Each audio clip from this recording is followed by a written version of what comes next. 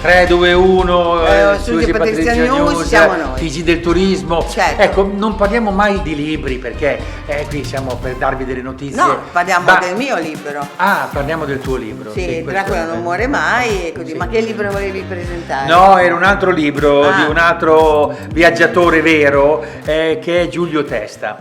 Allora, lui è un professore di filosofia, ha fatto il maestro di sostegno nella scuola primaria, ha avuto esperienze di questo tipo, ma è un vero viaggiatore. Sì. E volevo segnalare che ha fatto un'impresa che a me veramente fa sognare. Avete presente il Te Araroa, che è un sentiero che attraversa tutta la Nuova Zelanda, 3000 chilometri. Ci vogliono da 3 a 6 mesi per farlo a piedi, lui l'ha fatto. È il viaggio spirituale appunto che fa lo spirito dei defunti secondo le credenze dei Maori, e lui ha raccolto tutte queste cose in questo libro che si intitola appunto Te Araroa, ed è, insomma, si rivive un po' questa sua grandissima avventura.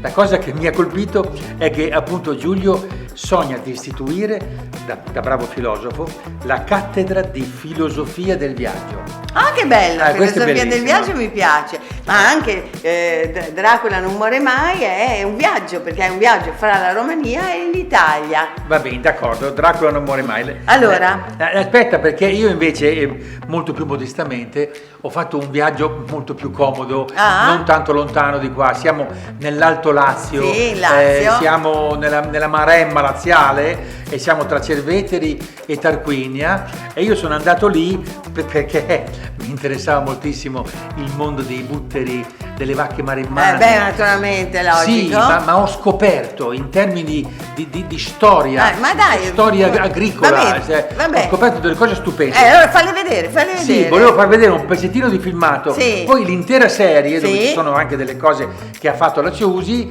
la trovate su Italia Slow Tour. Sì, esatto. Ma qui parlo dell'università agraria, che non è come ve le immaginate. Io sono nelle campagne di Tarquinia, nel cuore della Maremma laziale, dove l'ambiente fisico e antropologico ha profonde radici culturali. Mettiamo insieme il buttero maremmano, il suo cavallo, le vacche, l'ambiente, la natura che è tosta. C'è un modo per definire questo spirito della Maremma? Lo spirito della Maremma intanto sono le tradizioni. E qui le tradizioni sono rispettate, ed è per merito della tradizione che questa oasi agro-silvo-pastoral naturalistica è riuscita a salvarsi dal cosiddetto sviluppo. Senti, questa è una bellissima azienda agricola, un bellissimo posto, c'è tanto spazio, tanta terra.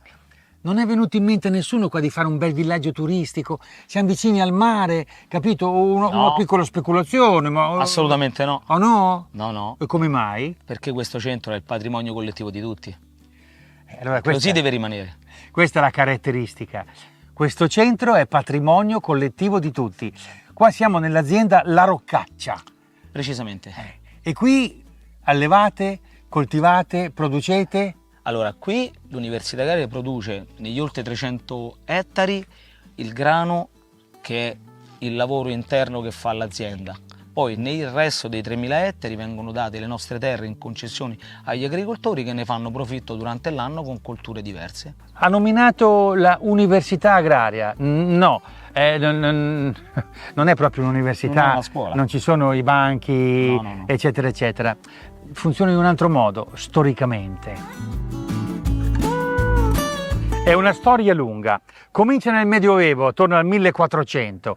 A un certo punto le corporazioni degli ortolani e dei lavoratori del frumento fanno una specie di rivoluzione, fanno una riforma agraria a modo loro, fanno le riformanze, decidono che tutti questi territori erano proprietà comune. Loro mettevano in comune anche i loro raccolti, li portavano a Porto Clementino e collettivamente poi li portavano a Roma. Quindi questa zona agricola, zona indivisa, proprietà collettiva. Poi 1894 i beni dello Stato Pontificio diventano università agraria, che università in questo caso vuol dire universalità agraria, non è che qui studiano, qui coltivano. L'Università Agraria di Tarquinia gestisce i beni collettivi del territorio tarquinese, quindi è di Tarquinia e dei tarquinesi. Noi gestiamo 6.600 ettari di terreno. Questo viene utilizzato, abbiamo dei boschi che utilizziamo per il taglio della legna, dei terreni che utilizziamo per l'agricoltura, allevamenti di animali, vacca maremmana e cavalli. Alberto Riglietti, il presidente dell'Università Agraria di Tarquinia, che per inciso è anche il medico condotto di Tarquinia, ci tiene a sottolineare che l'amministrazione è democraticamente eletta da tutti i residenti. Noi siamo un organo elettivo, veniamo eletti a tutti gli effetti come un'elezione comunale, quindi da tutti gli utenti e gli elettori tarquinesi. E quindi questa proprietà è diciamo collettiva, indivisa, inalienabile, non si può vendere. Inalienabile, non si può vendere, assolutamente no. Gli usi civici sono dei tarquinesi e rimangono dei tarquinesi. Ma quindi dal punto di vista ambientale, il paesaggio, eccetera, è una meraviglia, perché figurati, questo è un posto stupendo, qua ci sarebbero stati villaggi turistici a mai finire. Esatto, e questo noi non lo possiamo fare perché preserviamo proprio l'ambiente, abbiamo l'obbligo, proprio messo nel nostro statuto, di preservare le proprietà e dobbiamo lasciare tutto così com'è. Quindi questo oggi è il paradiso del turismo slow, che cerca la natura, il paesaggio e il patrimonio storico-archeologico. Allora, viaggiare è bello, però scrivere del viaggio è ancora più bello. Certo. Perché poi ti rimane, ci ragioni mentre scrivi, no?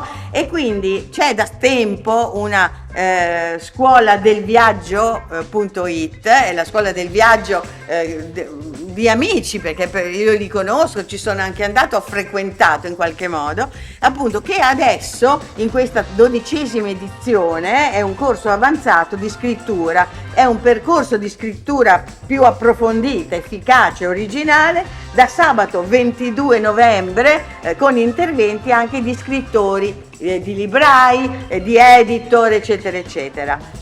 Tutto questo è adesso con Zoom, cioè è anche online in qualche modo, e questo è molto interessante. E poi c'è una conclusione nel weekend in Toscana, quindi bellissimo. Allora www.scoladelviaggio.it potete informarvi. Cremona, segnatevi le date, da sabato 8 a domenica 16 novembre.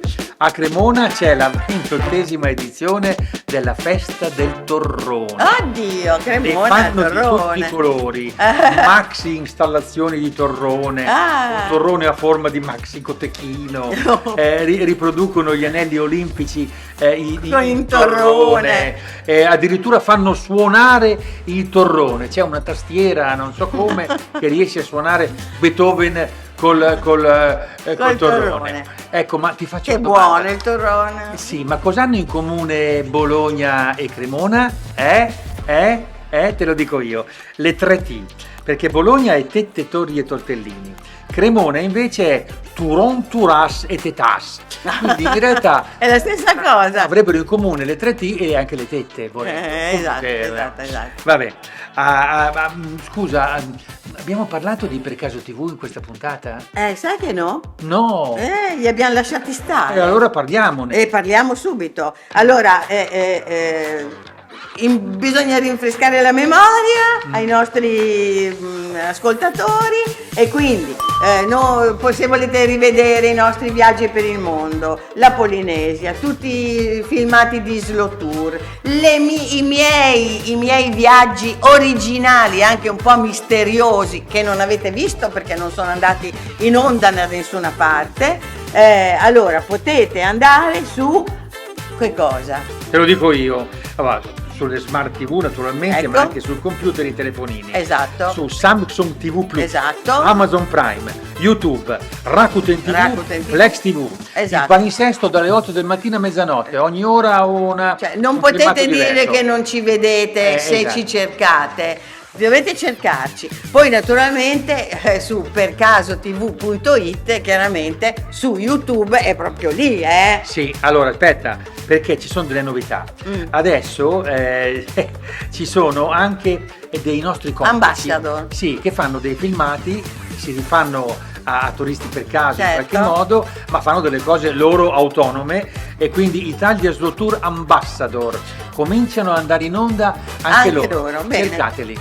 Dai, Va bene. insomma, cercateci, se ci cercate ci trovate, non dite che non ci trovate, Non perché ditelo. siamo lì. Ecco, però adesso ci dicono che abbiamo E se volete rivedere appunto Vampiro per caso, la vera storia di Dracula, che è andato in onda sulla 7, potete andare su la7.it e lo trovate. Allora, abbiamo finito il tempo, dobbiamo salutare. Ciao, alla Ciao, prossima. ciao, ciao, ciao, ciao, ciao.